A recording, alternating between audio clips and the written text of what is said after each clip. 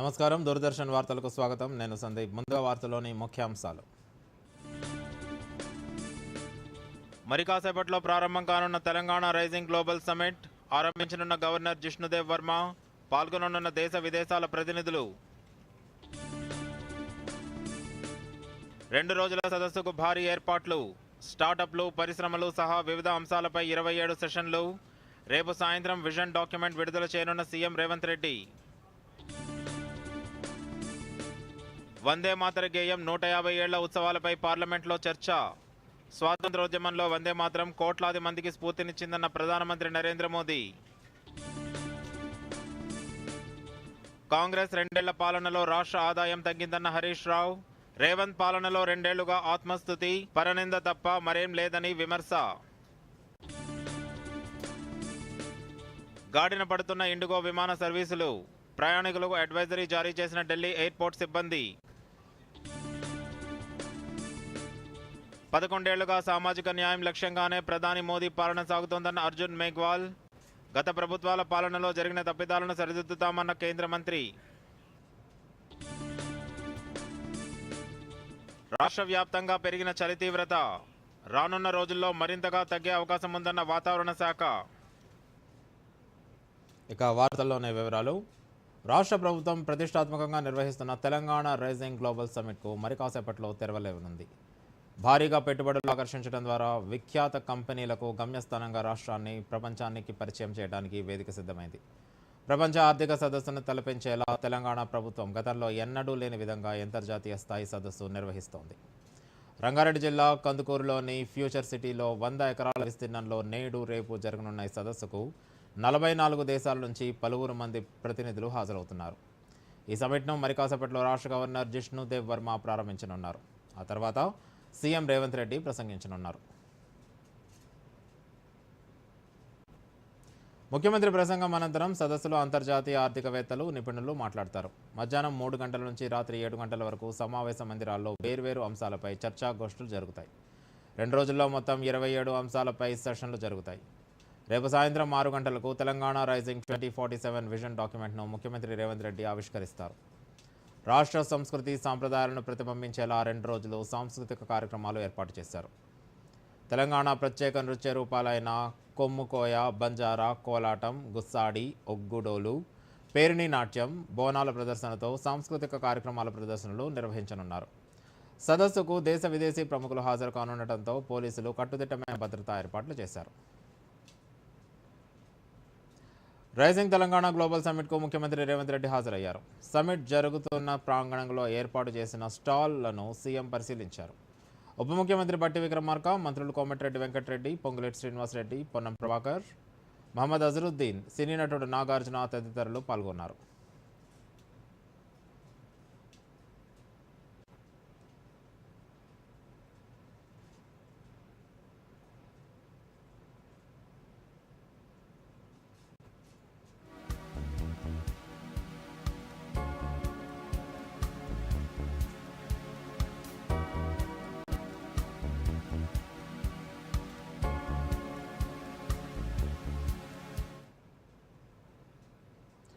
ప్రధానమంత్రి నరేంద్ర మోదీ ఆధ్వర్యంలోని కేంద్ర ప్రభుత్వం వికసిత్ భారత్ 2047 లక్ష్యంగా పనిచేస్తుందని బీజేపీ రాష్ట్ర అధ్యక్షుడు రామచంద్రరావు అన్నారు.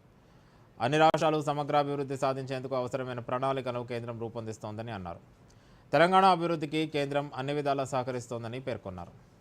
ఈ నేపథ్యంలో గ్లోబల్ సమిట్ పేరిట రాష్ట్ర ప్రభుత్వం కార్యక్రమాన్ని ఏర్పాటు చేయడాన్ని భారతీయ జనతా పార్టీ పక్షాన స్వాగతిస్తున్నట్లు తెలిపారు. గ్లోబల్ సమిట్ కార్యక్రమానికి కేంద్ర మంత్రి కిషన్ రెడ్డి గారు హాజరవుతారని ఒక ప్రకటనలో తెలిపారు. గ్లోబల్ సమిట్ విజయవంతం కావాలని, తెలంగాణ అన్ని విధాల అభివృద్ధి చెందాలని భారతీయ జనతా పార్టీ ఆకాంక్షిస్తున్నట్లు వెల్లడించారు.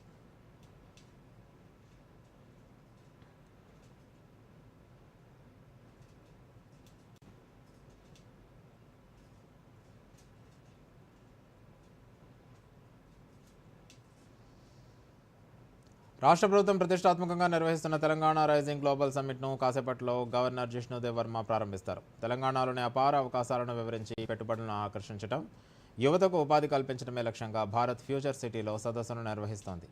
2 రోజుల పాటు జరిగే ఈ సదస్సులో 44కు పైగా దేశాల నుంచి 154 మంది అంతర్జాతీయ ప్రతినిధులు హాజరవుతున్నారు. మరిన్ని వివరాలు గ్లోబల్ సమిట్ ప్రాంగణం నుంచి మా ప్రతినిధి గుండవరపు శివశంకర్ అందిస్తారు.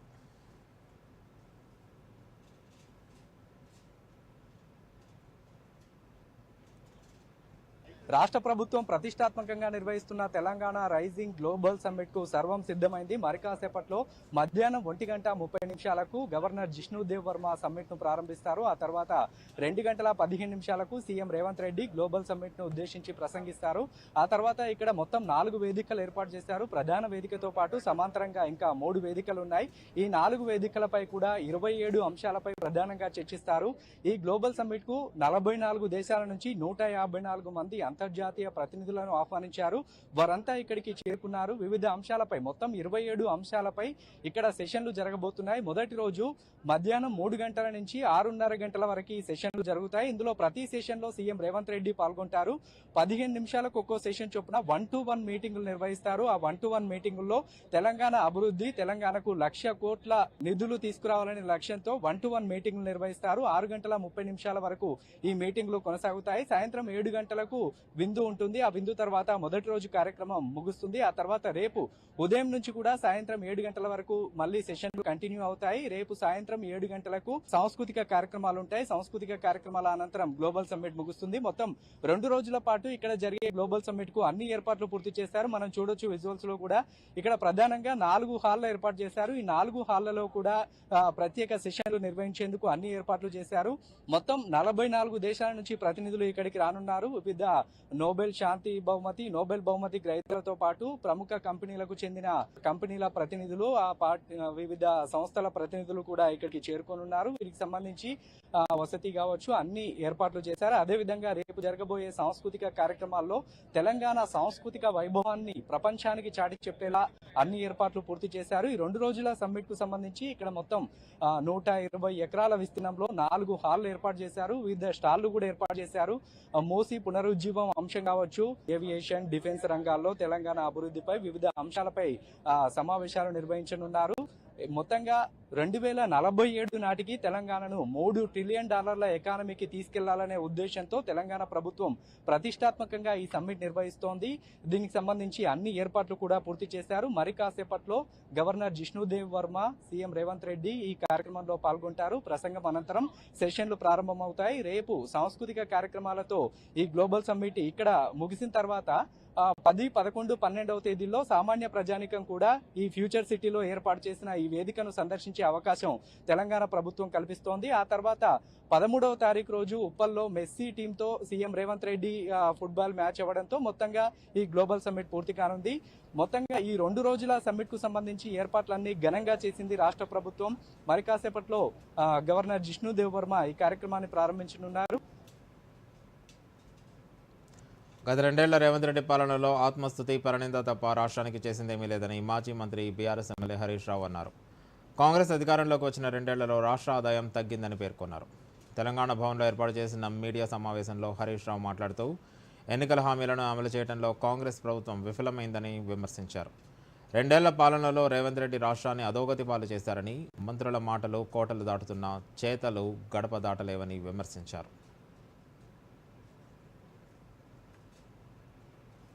2 ఏళ్ల పాలనలో అన్ని వర్గాల ప్రజల్ని మోసం చేసింది.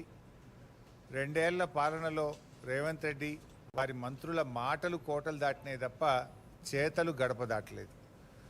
ప్రభుత్వ విజన్ ఏంటో, విధానం ఏంటో, ఈ ప్రభుత్వానికి అభివృద్ధి పట్ల, సంక్షేమం పట్ల ఉన్న శ్రద్ధ ఏమిటో అసలు ఇప్పటిదాకా ఎవరికి అర్థమైన పరిస్థితి లేదు. అంతా గందరగోళం, అంతా అయోమయం, ఆగమాగం, సగం సగం. కేసీఆర్ గారు 2 ఏళ్ల పాలన కూడా చూడండి మీరు. ఆ రోజు బీఆర్ఎస్ ప్రభుత్వం అధికారంలోకి వచ్చిన 2 సంవత్సరాల్లో కేసీఆర్ గారు ఎన్నో గొప్ప కార్యక్రమాలు ఆ రోజు మేము తీసుకున్నాం మా 2 ఏళ్ల పాలనలో. అసలు కేసీఆర్ గారు ముఖ్యమంత్రి అయినప్పుడు కొత్త రాష్ట్రం, ఏమీ లేని రాష్ట్రాన్ని అద్భుతంగా కేసీఆర్ గారు మొదటి 2 ఏళ్లలో ఎంత బాగా తీర్చిదిద్దారో మాకంటే రాష్ట్ర ప్రజలకు బాగా తెలుసు. గత 11 ఏళ్లలో ప్రధాని నరేంద్ర మోదీ విధానాలు సామాజిక న్యాయ లక్ష్యాలను పూర్తి చేశారని కేంద్ర మంత్రి అర్జున్ రామ్ మేఘ్వాల్ అన్నారు. కచ్చా ఇండ్లు పక్కా ఇళ్లుగా మారటం, విద్యుత్ సౌకర్యం, అందని ఇళ్లకు కరెంటు రావడం వంటివి సామాజిక న్యాయమేనని వివరించారు. మాజీ ప్రధానుల కృషిని గుర్తిస్తూనే గత తప్పిదాలను మోదీ సరిదిద్దారని, ఆర్టికల్ 370 రద్దు తర్వాత నెహ్రూ హయాంలో జరిగిన పెద్ద పొరపాటును సవరించారని అర్జున్ రామ్ మేఘ్వాల్ వెల్లడించారు. వందే మాతరం 150వ వార్షికోత్సవాల సందర్భంగా లోక్సభలో ప్రధాని మోదీ చర్చ ప్రారంభించారు. ఇక మంగళవారం రాజ్యసభలో కొనసాగుతుందని కేంద్ర మంత్రి అర్జున్ రామ్ మేఘ్వాల్ తెలిపారు. प्रथम प्रधानमंत्री जवाहरलाल नेहरू जी से संबंधित था। उन्होंने कहा, उन्होंने 1961 में लेटर लिखा कि मैं रिजर्वेशन के खिलाफ हूं। उसको उन्होंने डीप फेक करके कांग्रेस की सोशल मीडिया टीम ने 2024 के चुनाव में चलाया। लेकिन उसके बाद हरियाणा में आपने देखा क्या हुआ, आपने महाराष्ट्र में देखा क्या हुआ, आपने दिल्ली में देखा क्या हुआ, आपने बिहार में देखा क्या हुआ। चकित है कांग्रेस कि हमारा ये फेक नैरेटिव चल नहीं रहा है। दलित समाज के लोग जाग गए हैं, समझ गए हैं कि वो फेक नैरेटिव था। बैंकों में रिजर्वेशन इंटैक्ट है, LIC में रिजर्वेशन इंटैक्ट है, आप पोस्ट ऑफिस में रिजर्वेशन इंटैक्ट है, रेलवे में रिजर्वेशन इंटैक्ट है। वो पता लग रहा है उनको, लोगों को नौकरियां मिल रही है।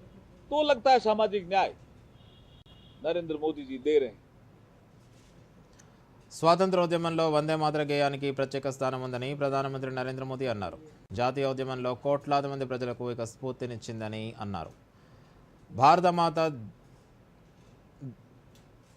భారతమాత దాస్య శృంఖలాలను ఛేదించడంలో వందే మాతరానికి ప్రత్యేక స్థానం ఉందని ప్రధాని అన్నారు. జాతీయ గీతం వందే మాతరానికి 150 ఏళ్లు పూర్తయిన సందర్భంగా నేడు లోక్సభలో ప్రత్యేక చర్చ ప్రారంభమైంది. ప్రధాని మోదీ చర్చను ప్రారంభించారు. ఈ సందర్భంగా ప్రధాని మాట్లాడుతూ ఆ సేతు హిమాచలాన్ని ఏకతాటిపైకి తేవడంతో వందే మాతరం కీలక పాత్ర పోషించిందని అన్నారు. స్వాతంత్ర పోరాటంలో వందే మాతరం పిల్లల నుంచి పెద్దల వరకు ప్రతి ఒక్కరికి శక్తినిచ్చిందని అన్నారు. 2047 వికసిత్ భారత్ దిశగా సాగుతున్న నేపథ్యంలో వందే మాతర స్ఫూర్తి ఎంతో అవసరమని ప్రధాని పేర్కొన్నారు. వందే మాతరం ఒక మంత్రమని, అది యావత్ దేశాన్ని ఏకీకృతం చేసిందని అన్నారు. స్వాతంత్ర పోరాటంలో ఎందరో వీరులు వందే మాతర గేయం పాడుతూ నవ్వుతూ ఉరికంబం ఎక్కారని ప్రధాని గుర్తు చేసుకున్నారు.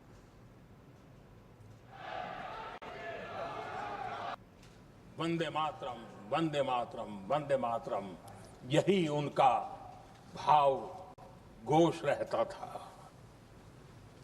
खुदीराम बोस, मदनलाल ढींगरा, राम प्रसाद बिस्मल, अशफाकुल्ला खान, रोशन सिंह, राजेंद्र नाथ लाहिड़ी, रामकृष्ण विश्वास, अनगिनत जिन्होंने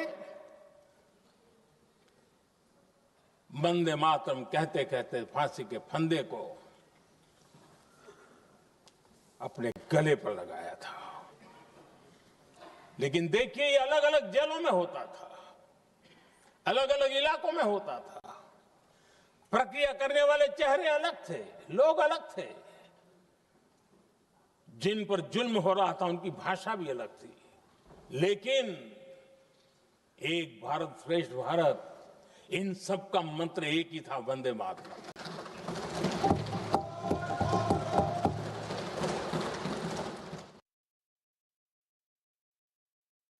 తాతయ్య ఇది ఏం మొక్క?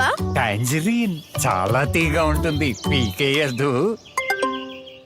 ఫ్రీ ఫారెన్ ట్రిప్ లింక్ పై క్లిక్ చేయండి, ఇప్పుడే చేస్తాను. తాతయ్య ఆగండి, లింక్ పైన క్లిక్ చేయకండి. ఎందుకు? ఇది SMS స్కామ్. క్లిక్ చేస్తే మీ బ్యాంక్ డీటెయిల్స్ దొంగిలించబడతాయి. ఓ థ్యాంక్స్ గప్పు, కాపాడావు. ఇదిగో నీ తెలివితనానికి ఫలితం. RBI అంటుంది, స్మార్ట్ అవ్వండి, కూల్ గా ఉండండి. మనకి మన జీవితంలో మంచి చెడు అన్నీ తెలుసు. అయినప్పటికీ కొన్ని విషయాలను ఇగ్నోర్ చేసేస్తాం. అందుకే నేననుకున్నాను వెళ్తూ వెళ్తూ గుర్తు చేసి వెళ్దామని. దాంతో జీవితం మొత్తం ఇగ్నోర్ చెయ్యక గుర్తుంచుకుంటారని, నన్ను ఇంకా ఈ మాటలను కూడా. ఒకవేళ మీరు ఈ కారణాల్లో నుంచి దేని సంపర్కంలోకి వచ్చినా సమీపంలోని ప్రభుత్వ ఆసుపత్రిలో HIV పరీక్ష గోప్యంగా ఉచితంగా చేయించుకోండి.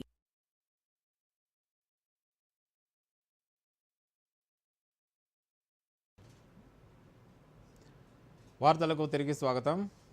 స్వాతంత్ర ఉద్యమంలో కోట్లాది భారతీయుల గుండెల్లో ప్రతిధ్వనించిన గేయం వందే మాతరం దేశ ఆత్మకు సంకల్పానికి చిహ్నంగా నిలిచింది.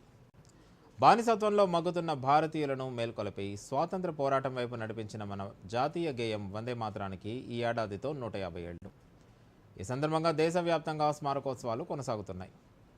నేడు ఈ గేయంపై పార్లమెంట్లో ప్రత్యేక చర్చ చేపట్టారు. ఈ నేపథ్యంలో జాతీయ గేయంపై దూరదర్శన్ యాదగిరి ప్రత్యేక కథనం.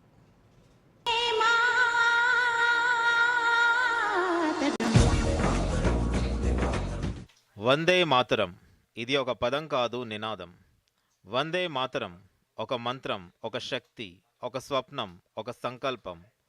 వందే మాతరం దేశ మాత ఆరాధన, సాధన. భారతావని బ్రిటిష్ పాలన నుంచి విముక్తి కోసం చేసిన పోరాటం కోట్లాది మంది గొంతుక నిలిపిన గేయం. ఈ అమర గేయం వెలువడి గత నెల 7న 150 ఏళ్లు పూర్తి చేసుకుంది. దీంతో ఏడాది పాటు దేశమంతటా ఉత్సవాలను కేంద్ర ప్రభుత్వం నిర్వహిస్తోంది. ఈ క్రమంలో వందే మాతరం 150వ వార్షికోత్సవాల సందర్భంగా పార్లమెంట్లో ప్రత్యేక చర్చ చేపట్టారు.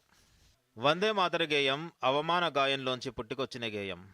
1875లో కవి బంకిం చంద్ర చటర్జీ మదిలో మెదిలిన పదాలు అక్షర రూపం సంతరించుకొని దేశ ప్రజల్లో స్వతంత్ర కాంక్షను రగిల్చాయి. ఆ తర్వాత వందే మాతరం పేరుతో జాతీయ గేయంగా దేశ చరిత్రలో చిరస్థాయిగా నిలిచిపోయింది. మాతృభూమిని దేవతగా కొలుస్తూ భరతమాతను భూమాతగా, గంగా యమునలతో అలంకరించిన తల్లిగా అభివర్ణించారు బంకిం చంద్ర చటర్జీ. ఆయన రాసిన పదపంక్తుల్లోని వందే మాతరం అనే 2 పదాలు బానిసత్వపు మబ్బుల్లో జ్యోతులుగా వెలిగాయి. 1905లో బెంగాల్ విభజన సమయంలో ఈ గేయం ప్రజా సంకల్పానికి నినాదంగా మారింది. జాతీయోద్యమం వేడెక్కిన ప్రతి సభలో, ప్రతి వీధిలో వందే మాతర గేయం ప్రతిధ్వనించింది. వందే మాతరం అనే ఒక్క మాట సూర్యుడు అస్తమించని బ్రిటిష్ సామ్రాజ్య పాలకులను ఉలిక్కిపడేలా చేసింది. కాశ్మీర్ నుంచి కన్యాకుమారి వరకు సమస్త భారత జాతిని వందే మాతరం ఒక్కటి చేసింది. సంస్కృతం, బెంగాలీ భాషల మేళవింపుతో రాసిన ఈ గేయంలోని దేశాన్ని తల్లిగా కొలుస్తూనే దేశంలోని ప్రకృతి సౌందర్యాన్ని, సంపదను, ధైర్యాన్ని, కరుణ వంటి లక్షణాలను స్తుతించారు. మాతృభూమిని శక్తి, సంపద, దైవత్వానికి ప్రతీకగా ఈ గేయం మార్చింది. ఈ గేయంలోని పదాలకు అధర్వణ వేదంలోని భూమి నా తల్లి, నేను ఆమె పుత్రుడను అనే శ్లోకం నుంచి, అలాగే సర్వమంగళ మాంగళ్యే శివే అనే దేవీ స్తోత్రం ఈ గేయానికి ప్రేరణ. పంటలతో నిండిన పొలాలు, చల్లని గాలులు, నదులు, పర్వతాలను భారతమాతకు ఆభరణాలుగా వర్ణించారు బంకిం చంద్ర చటర్జీ. ఈ గేయం ప్రజల్లో దేశభక్తిని, ఐక్యతను పెంపొందిస్తూనే దేశ ప్రజల్లో మాతృభూమి కోసం త్యాగస్ఫూర్తిని నింపింది. ఈ గేయం మొదటిసారిగా 1896లో కలకత్తా కాంగ్రెస్ సభలో ప్రతిధ్వనించింది. రవీంద్రనాథ్ ఠాగూర్ స్వరపరిచి స్వయంగా ఆలపించారు. ఆ తర్వాత లాలా లజపత్ రాయ్, బిపిన్ చంద్రపాల్, అరబిందో ఘోష్, తిలక్, సుభాష్ చంద్రబోస్ వంటి నేతలు ఈ గీతాన్ని తమ ఉద్యమ నినాదంగా మలుచుకున్నారు. 1947లో స్వాతంత్రం వచ్చిన తర్వాత వందే మాతరం జాతీయ గేయంగా గుర్తింపు పొందింది. జాతీయ గీతంగా జనగణమనను ఎంచుకున్న భారత రాజ్యాంగ సభ వందే మాతరాన్ని జాతీయ గేయంగా ప్రకటించింది. 1950 జనవరి 24న ఈ నిర్ణయాన్ని అధికారికంగా ఆమోదించారు. స్వాతంత్ర ఉద్యమంలోనే కాదు, నేటికి భారత్ మాతాకి జై అంటూనే వందే మాతరం నినదిస్తున్నాం. ఆనాటి రవీంద్రుడి నుంచి ఈనాటి రెహమాన్ ఎంతో మంది ఎన్నో భిన్న రాగాల్లో స్వరపరిచిన అదే స్ఫూర్తిని రగిలిస్తూ దేశభక్తిని పెంపొందిస్తోంది. కోట్లాది మంది ముక్త కంఠంతో వందే మాతరం గేయాన్ని ఆలపిస్తున్నారు. భారత మాతను ఆరాధించే ఈ స్ఫూర్తి దేశ ప్రజలను అభివృద్ధి చెందిన భారతదేశం లక్ష్యం వైపు నడిపిస్తుంది. కేంద్ర ప్రభుత్వం 2047 కల్లా వికసిత్ భారత్ను సాధించడానికి వందే మాతరం స్ఫూర్తిగా ముందుకు సాగుతోంది. Bureau report, Doordarshan news.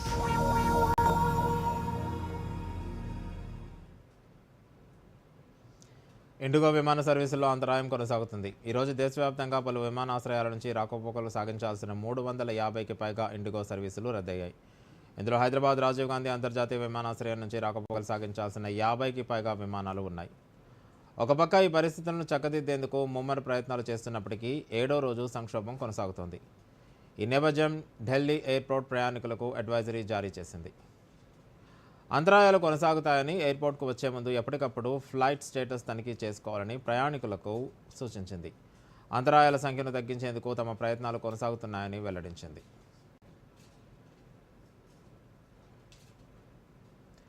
రాష్ట్రంలో అన్ని గ్రామాల్లో ఎన్నికల సందడి నెలకొంది. ఊరు వాడ ప్రచారంతో హోరెత్తుతున్నాయి. సర్పంచ్ అభ్యర్థులు, వార్డు మెంబర్లు ఓటర్లను ప్రసన్నం చేసుకునేందుకు ప్రయత్నిస్తున్నారు. 3 విడతల ఎన్నికల ప్రక్రియలో మొదటి విడత పోలింగ్కు సమయం దగ్గర పడింది. దీంతో అభ్యర్థులు జోరుగా ప్రచారం చేస్తున్నారు. మరిన్ని వివరాలు. రాష్ట్రంలో ఎక్కడ చూసినా గ్రామ పంచాయతీ ఎన్నికల హడావుడి కనిపిస్తుంది. రాష్ట్రంలో తొలి దశలో 4236 సర్పంచ్, 37,440 వార్డు సభ్యుల స్థానాలకు ఎన్నికలు జరుగుతున్నాయి. రెండో విడతకు సంబంధించి 4332 సర్పంచ్ స్థానాలకు, 38,342 వార్డులకు, మూడో విడతలో 4,159 సర్పంచ్ స్థానాలకు 36,452 వార్డు స్థానాలకు ఎన్నికలు జరగాల్సి ఉంది. ఈ 3 విడతల ఎన్నికల్లో మొదటి విడత ఈ నెల 11న పోలింగ్, రెండో విడత 14న, మూడో విడత 17న పోలింగ్ జరగనుంది. 3 విడతల పోలింగ్ ప్రక్రియలో ఇప్పటికే అనేక చోట్ల సర్పంచ్, వార్డు మెంబర్ పదవులు ఏకగ్రీవమయ్యాయి. అయితే తెలంగాణలో గ్రామ పంచాయతీ ఎన్నికల మొదటి దశలో ఈ నెల 11న పోలింగ్కు సమయం దగ్గర పడుతోంది. ఈ క్రమంలో రాష్ట్ర ఎన్నికల సంఘం నామినేషన్లను పరిశీలించి బరిలో ఉన్న అభ్యర్థులను ప్రకటిస్తోంది. ఇందులో భాగంగా ఏకగ్రీవం కావడంతో కొన్ని చోట్ల నుంచి నామినేషన్లు ఉపసంహరించుకుంటున్నారు. దీంతో ఎన్నికల సంఘం ఏకగ్రీవమైన గ్రామ పంచాయతీ సర్పంచ్, వార్డు మెంబర్ పదవుల వివరాలను వెల్లడిస్తోంది. ఇదిలా ఉంటే రెండో విడతకు సంబంధించి 4,332 సర్పంచ్ స్థానాలకు 28,278, 38,342 వార్డులకు 93,595 నామినేషన్లు దాఖలయ్యాయి. నామినేషన్లు పరిశీలించిన అధికారులు చెల్లుబాటైన అభ్యర్థుల జాబితాను ఆయా గ్రామాల్లో ప్రదర్శించారు. రెండో విడతలో 415 గ్రామాల్లోని సర్పంచ్ పదవులు ఏకగ్రీవమయ్యాయి. అలాగే 8,304 వార్డులు ఏకగ్రీవమయ్యాయి. ఇక మూడో విడత ఎన్నికలు జరగాల్సిన చోట నామినేషన్ల పరిశీలన, ఉపసంహరణ తర్వాత బరిలో నిలిచిన అభ్యర్థులు, ఏకగ్రీవమైన స్థానాల వివరాలను అధికారులు వెల్లడించనున్నారు. ఇదిలా ఉంటే ఈసారి సర్పంచ్ ఎన్నికల్లో చిత్ర విచిత్రాలు జనాన్ని ఆశ్చర్యపరుస్తున్నాయి. కొన్ని చోట్ల రక్త సంబంధీకులు, బంధువులు ప్రత్యర్థులుగా పోటీ పడుతున్నారు. తోబుట్టువులు అమీతుమ్మి తేల్చుకుంటున్నారు. అలాగే విద్యావంతులు, ప్రముఖ సంస్థల్లో పనిచేస్తున్న ఉద్యోగులు సైతం బరిలో నిలిచారు. ఇక ఓటర్లను ఆకర్షించేందుకు ఈ ఎన్నికలు అసెంబ్లీ, పార్లమెంట్ ఎన్నికలను తలపిస్తున్నాయి. గ్రామాన్ని అభివృద్ధి నినాదంతో పాటు ఓటర్లకు తాయిలాలు ప్రకటిస్తున్నారు. మొత్తం ఈ ఎన్నికల హడావిడి ఈ నెల 17న ముగిసిపోతుంది. Bureau report, Doordarshan news. Suryapet జిల్లాలో గ్రామ పంచాయతీ ఎన్నికల్లో యువత పెద్ద సంఖ్యలో నామినేషన్లు దాఖలు చేశారు. చేస్తున్న ఉద్యోగాలు, వ్యాపారాలు వదిలి ఊరికి సేవ చేయాలనే లక్ష్యంతో సర్పంచ్ ఎన్నికల్లో బరిలో దిగారు. గ్రామాల్లోని సమస్యలను పరిష్కరిస్తామనే హామీలతో విస్తృత స్థాయి ప్రచారం నిర్వహిస్తున్నారు. సూర్యాపేట జిల్లాలో 3 దశలుగా జరుగుతున్న ఎన్నికల్లో ఇప్పటికే 7 గ్రామాల్లో ఏకగ్రీవంగా సర్పంచ్లను ఎన్నుకోగా మిగిలిన గ్రామాలకు ఎన్నికలు జరగనున్నాయి. 3 విడతలకు నామినేషన్ల ప్రక్రియ ముగిసి గుర్తులు కేటాయించడంతో ప్రచారం యువ అభ్యర్థులు హోరెత్తిస్తున్నారు. ప్రచారంలో కొత్త పంథాను అవలంబిస్తున్న పలువురు యువ అభ్యర్థులు బాండ్ పేపర్లపై హామీలు ఇస్తున్నారు. కోదాడ గుడిబండ గ్రామానికి చెందిన పోలీస్ సబ్ ఇన్స్పెక్టర్ 5 నెలల సర్వీస్ ఉండగానే ముందస్తుగా రిటైర్మెంట్ తీసుకుని గ్రామ పంచాయతీ ఎన్నికల్లో పోటీ చేస్తున్నారు.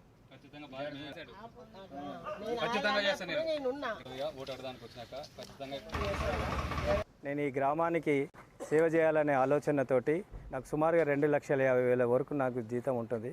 అవన్నీ కూడా రిజైన్ చేసుకున్నాను. గ్రామ పంచాయతీ ఎలక్షన్స్లో పోటీకి దిగడం జరిగింది. తప్పకుండా గెలిస్తే ఈ ఊరికి అన్ని విధాలా సేవ చేస్తాను. ఈ ఊరికి డెవలప్ చేసుకుంటూ పోతుంటాను.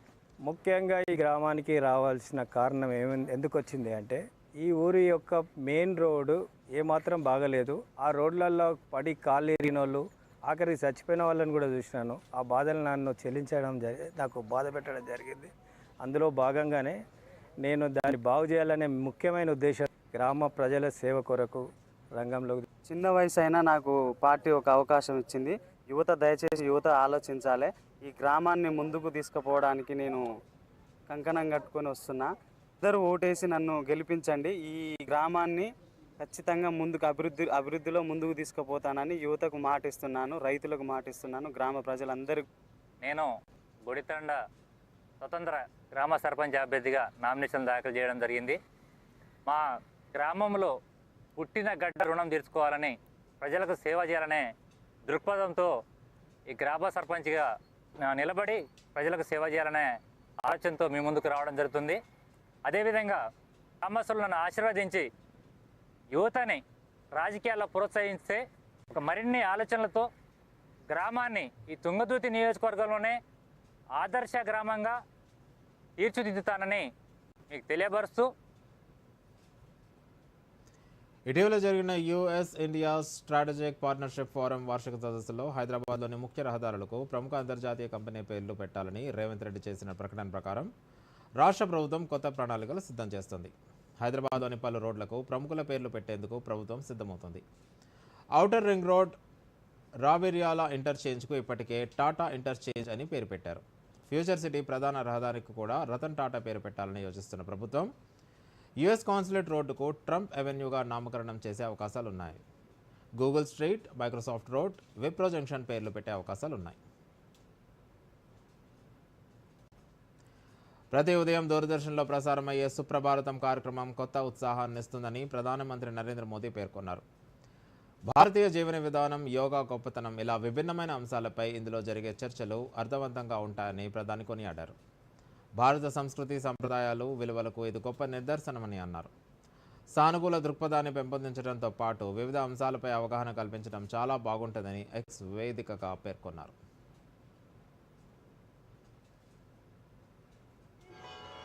ये प्रज्ञानावमारूढास्ते तीर्णा पंडिताः परे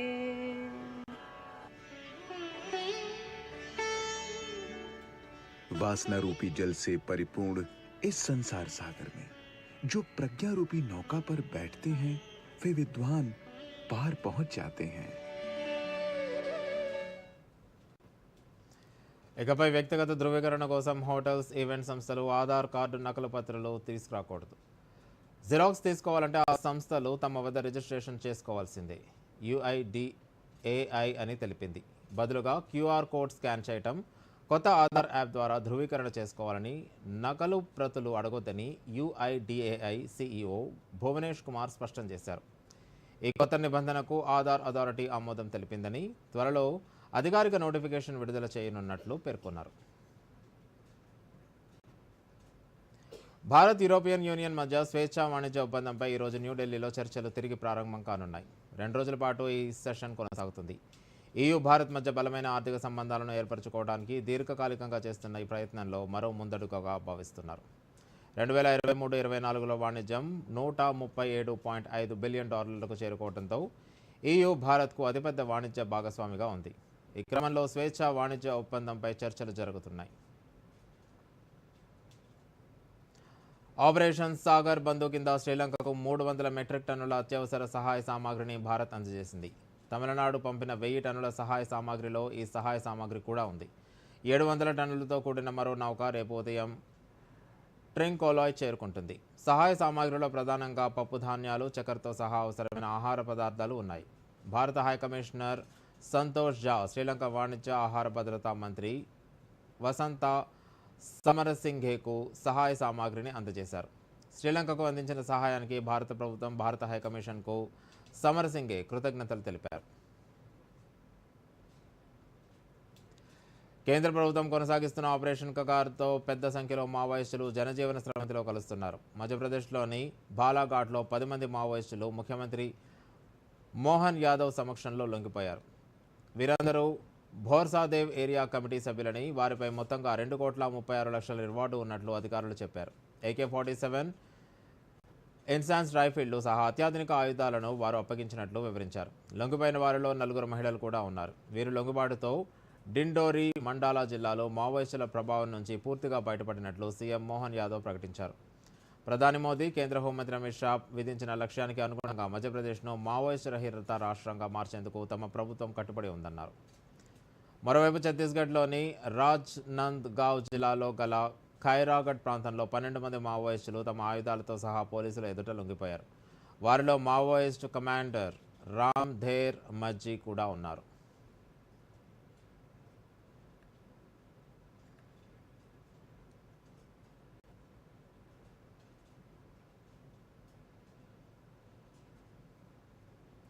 దేశవ్యాప్తంగా చలిగాలుల తీవ్రత పెరుగుతుంది. తెలంగాణలోనూ రోజురోజుకు ఉష్ణోగ్రతలు తగ్గుముఖం పడుతున్నాయి. ఉత్తరాది నుంచి చలిగాలుల తీవ్రత పెరుగుతుండటంతో తెలంగాణలో చలి తీవ్రత అధికమైంది. రానున్న రోజుల్లో ఉష్ణోగ్రతలు మరింత పడిపోయే ప్రమాదం ఉందని వాతావరణ శాఖ వెల్లడించింది. ఈ నేపథ్యంలో ప్రజలు అప్రమత్తంగా ఉండాలని, చలి బారిన పడకుండా ఉండేందుకు రక్షణ చర్యలు తీసుకోవాలని సూచించింది. వార్తలు ముగించే ముందు ముఖ్యాంశాలు మరోసారి.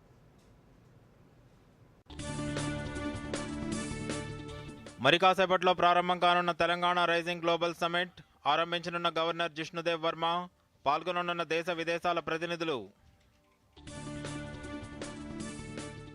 2 రోజుల సదస్సుకు భారీ ఏర్పాట్లు, స్టార్టప్లు, పరిశ్రమలు సహా వివిధ అంశాలపై 27 సెషన్లు.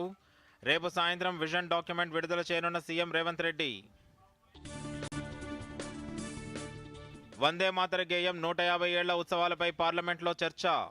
స్వాతంత్రోద్యమంలో వందే మాతరం కోట్లాది మందికి స్ఫూర్తినిచ్చిందన్న ప్రధానమంత్రి నరేంద్ర మోదీ. కాంగ్రెస్ 2 ఏళ్ల పాలనలో రాష్ట్ర ఆదాయం తగ్గిందన్న హరీష్ రావు. రేవంత్ పాలనలో 2 ఏళ్లుగా ఆత్మస్తుతి, పరనింద తప్ప మరేం లేదని విమర్శ. గాడిన పడుతున్న ఇండిగో విమాన సర్వీసులు, ప్రయాణికులకు అడ్వైజరీ జారీ చేసిన ఢిల్లీ ఎయిర్పోర్ట్ సిబ్బంది. 11 ఏళ్లుగా సామాజిక న్యాయం లక్ష్యంగానే ప్రధాని మోదీ పాలన సాగుతోందన్న అర్జున్ మేఘ్వాల్. గత ప్రభుత్వాల పాలనలో జరిగిన తప్పిదాలను సరిదిద్దుతామన్న కేంద్ర మంత్రి. రాష్ట్ర వ్యాప్తంగా పెరిగిన చలి తీవ్రత, రానున్న రోజుల్లో మరింతగా తగ్గే అవకాశం ఉందన్న వాతావరణ శాఖ. ఇప్పుడు వార్తలు ఎక్కడైనా ఎప్పుడైనా DD న్యూస్ ఇప్పుడు మీ చేతిలో. దూరదర్శన్ యాదగిరి వార్తలు డిజిటల్ ప్లాట్ఫామ్స్ లో చూడండి. యూట్యూబ్, ఫేస్బుక్, ఇన్స్టాగ్రామ్, X మరియు వేవ్స్ లో ఫాలో అవ్వండి, లైక్ చేయండి, షేర్ చేయండి.